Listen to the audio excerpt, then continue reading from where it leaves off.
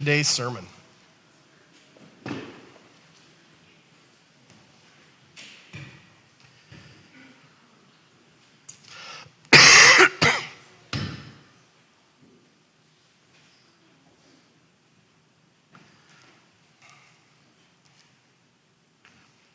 So today begins sort of Holy Week, the week in which we follow Christ through his entire passion from Palm Sunday, where he enters Jerusalem, all the way through his crucifixion on Good Friday, all the way to his resurrection on Easter. And every Holy Week, I like to pick a theme to sort of follow throughout this time. So this week, what I'm going to do is follow a theme of Christ's wisdom versus human wisdom. Because over and over and over, we're going to see the clash between the two as this week evolves and changes. So today, we run into the first major character. The first time that we have a clash between human wisdom and Christ's wisdom. And that is between how Christ sees his entry and how the crowd does. Now, I've had a lot of jobs in my life, especially when I was younger, because I had to figure out a way to pay for college.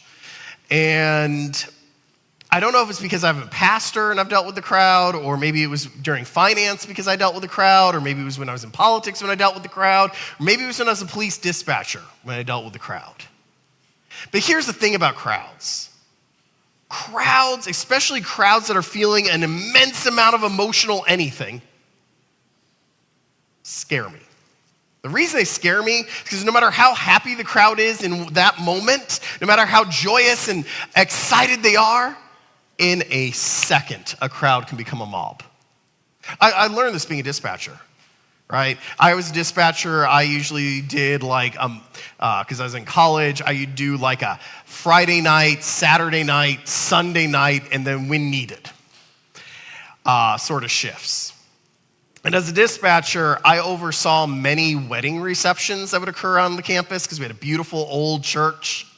And I'll tell you, a wedding reception can go from a fun, joyous time to a riot call in a very short period of time when you have that many excited people and that much alcohol in one spot. Right? Doesn't take any of us much time to figure out how we would think of a mob in politics. In finance, I saw it when I would see people who call us on the phone and be like, the market will go up forever. And we'd be like, well, you may not want to take all that risk, sir. And they'd be like, what do you know? The market's going to be great. And of course, the same person calls you like 3 weeks later after the market's gone down. Like, the market is going down forever. Sell everything. Right? That's the same mentality of the same crowd. The same crowd we run into today who is like, Hosanna in the highest. All of y'all missed the thing with the, anyways. And by Good Friday, we'll be screaming equally loudly, equally passionately, crucify him. See, the difference between a crowd and a mob is a few seconds.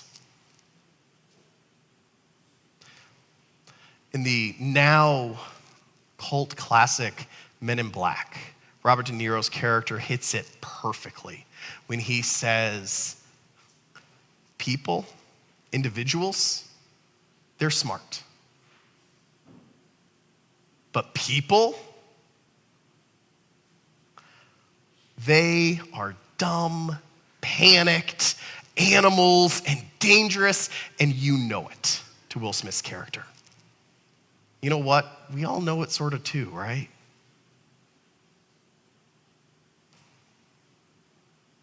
This crowd is so convinced that they know what is happening today. They are so convinced that riding in on this cult today is the new king who will establish the Davidic line, who will overthrow the Roman Empire, provide political liberation in a glorious war where God will be on their side. They will crush the skulls of their enemies, and they will be free for eternity because the Messiah has come.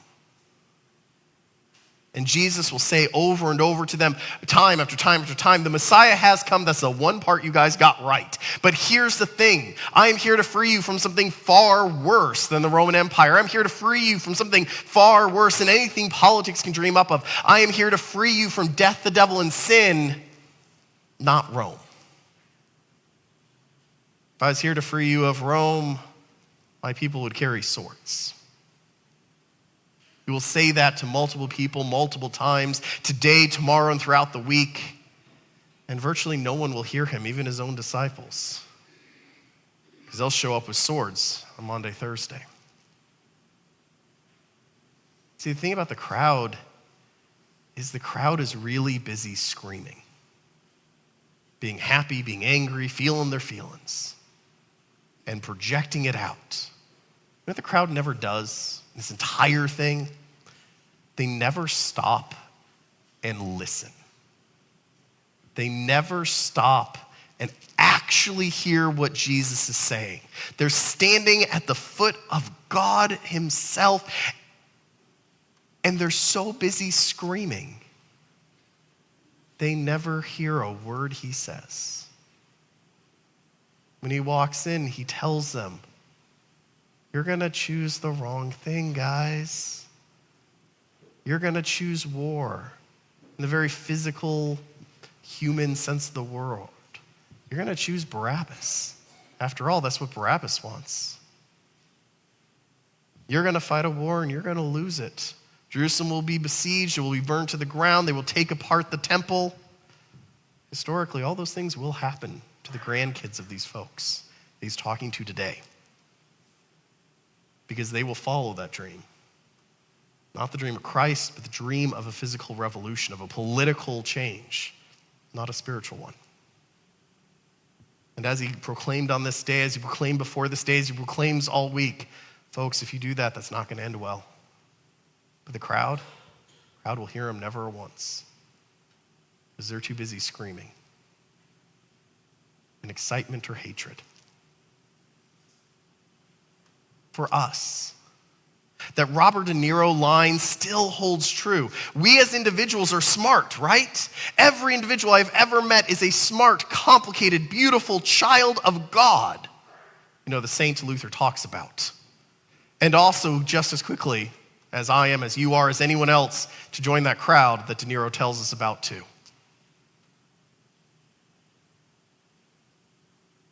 Here's the thing. We always are in a fight between that smart individual we are and that panicked animal inside of us. And some may think it's the triumph of emotion or the triumph of reason, but no. It's about the balance you find in the stillness, the balance that has you hear your voice, emotional or rational, preferably both, inside. The balance where you know who you are, who God is, what God is saying. It is that harmony. People ask me all the time, hey, if I pray for a Corvette, will I get one? Or something equivalent. And I always tell them, no, it's not how God works. He's not a vending machine. He's not figuring out that E4 equals Corvette.